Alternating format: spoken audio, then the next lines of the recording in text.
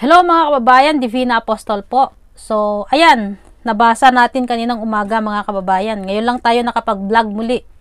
Nabasa natin kaninang umaga dito sa pahayag na pagkatapos daw ng dalawang magkasunod na hearing diyan sa Kongreso para dito sa franchise ng SMNI, ay meron daw pong sapat na ebidensya, sabi ni Congressman Johnny Pimentel ng Surigao del Sur, para hindi bigyan or bawiin itong prangkisa ng SMNI mga kababayan. So matatandaan natin mga kababayan na itong SMNI nito ay maraming mga pinapalabas na mga fake news nung panahon ni Pangulong Duterte, no? At saka talamak po yung pagre-red tag nila. So, pakinggan po natin mga kababayan na, kasi talagang napakainit itong issue sa ating bayan mga kababayan, mga ka-OFW. Pakinggan po natin yung pahayag ni Congressman Johnny Pimentel ng Surigao del Sur. Ito siya. Parinig ko sa inyo para maniwala kayo. Ito siya. Ayan. As a pattern of harassing individuals and entities in false informations. Fake news. I sincerely believe that SMNI is being used as a tool to spread false information with regards to attacking, maligning, destroying the reputation of certain individuals and entities. Kaya nga, Mr. Chair, in this hearing, I would like to establish, or rather hopefully establish, itong pattern ng serial harasser. Mr. Chair, upon research for the past few days, we have found out that SMNI or Suara Sug, for that matter, is facing several cases. Wow, grabe. Not only in the courts, but in KBP, MTRCB, NTC, and other bodies. I have in my possession some of the cases, Mr. Chair. One, Concepcion, Empeño, Erlinda, Catapan, and Cristina Palabay versus Suara Sug Media Corporation. Docket number case number 2022-027. It was filed at the National Telecommunication Commission on June 2022. The complaint arises from an SMNI broadcast featuring an interview with Palparan conducted by Lorraine Badoy. In this interview, allegations were made associating Vice President Robredo, suggesting an alliance with CPP, NPA, and DF. The broadcast specifically referred to the Bicol region as being infested with such affiliations. Now, Mr. Chair, may I ask Lorraine Badoy, inakusahan po ninyo si former Vice President Leni Robredo claiming that she has an alliance with communist. Meron po kayong ebidensya na nagpapatunay na si former Vice President Leni Robredo ay may alyansa sa komunista? Because you released this statement and accused her of conniving with communists. Because if you cannot prove or you cannot present evidence, then clearly this is a testimony that indeed Lauren Badoy and Ka Eric is spreading false information, which is a violation of Section 4. Kasagot po, Ma'am Badoy. Mr. Chair, yung tungkol po sa former Vice President, yung statement po na yon ay hindi po yon personal na opinion ko. I said all those things as the Strategic Communications Cluster Head of the National Task Force, LCAC at the time, and that was in fact the official stand of our government. Therefore, meron po siyang tinatayuan na ebidensya. Hindi ko po yon personal na opinion. Pero kayo po ang nag-disseminate ng information na yon. It could be the stand of the government, but kayo po ang nag-air ng akusasyon na yon na si Robredo ay may alyansa sa komunista. Hindi po ba? Yes, Mr. Chair, because that was part of my So job. in short po, ginamit po din yung plataforma ng SMNI to spread false information. Hindi po ba? Patay kayo dyan. Mr. Chair, Because according to you, hindi galing sa inyo eh. So did you verify the report? that, Mr. Chair, that came from the National Task Force LCAC, and that was our official stand. And the LCAC is made of all these agencies in government. And kaya ko sinabi po yon, Mr. Chair, it was as my mandate bilang trabaho ko po na spokesperson na National Task Force LCAC na bago naglalabas ng ganyang statement, meron pong vetting process. Okay, ma'am, meron po ba kayong dokumento to support this position of the National Task Force? I can, Mr. Chair, I can produce it.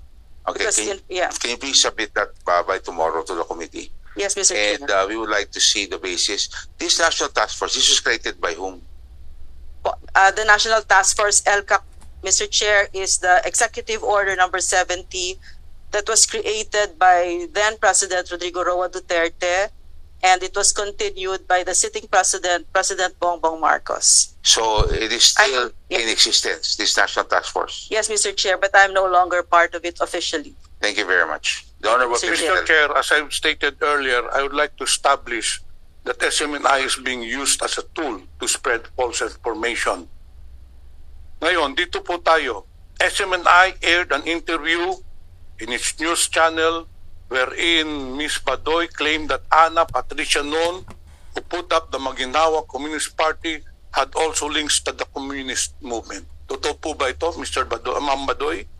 Mr. Chair, again, that was in official stand po ulit yon ng National Task Force LCAC.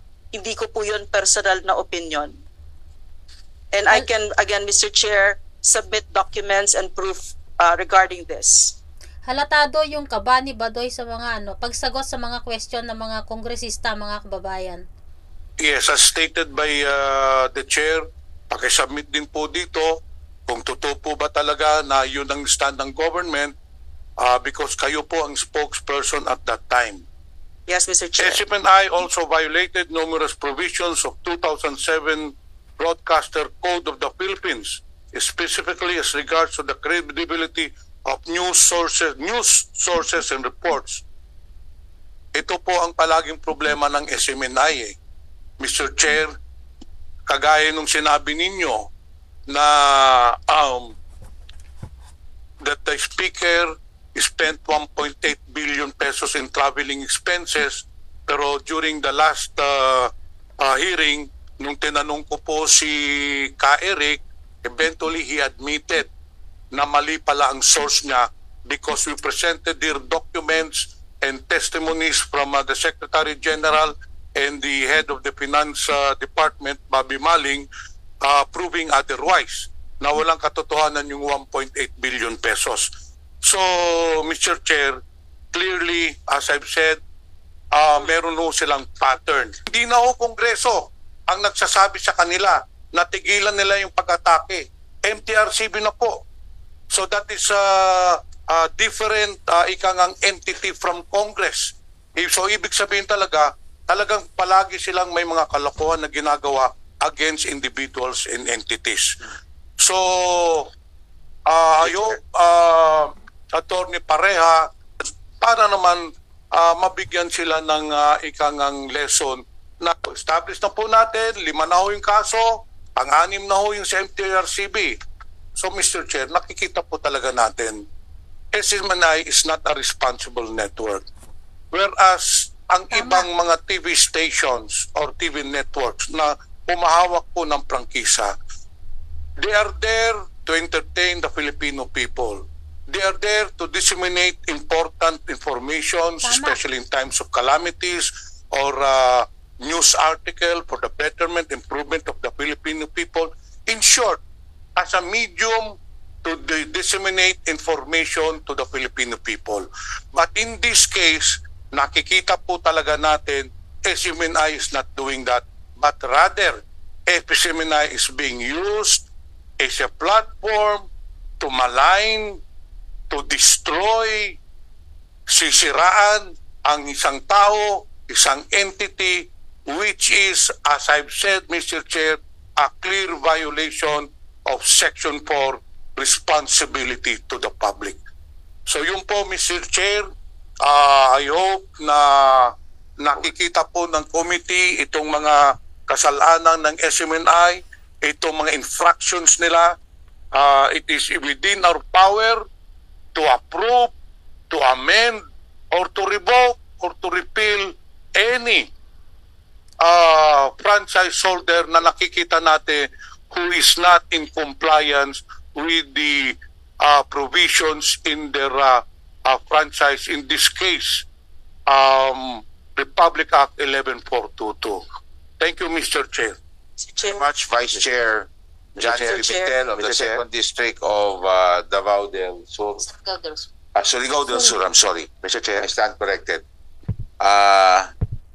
So, ayan mga kapatid, no, mga kababayan, no.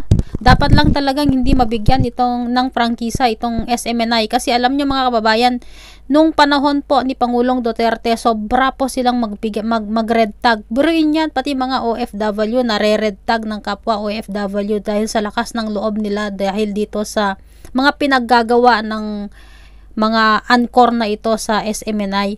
Kaya nung panahon ni Pangulong Duterte, wala talagang ginawang maayos itong TV network na ito. Para sa akin ha, yun ang personal na opinion ko. Kasi dito, sa ibang bansa, may OFW dito na nire-red tag yung mga kapwa OFW din. Kaya para matigil itong pagre-red tag, talagang dapat lang bawiin itong prangkisa ng SMNI. Wag nang bigyan ng prangkisa ito kasi nagiging bastos yung mga Pilipino dahil sa mga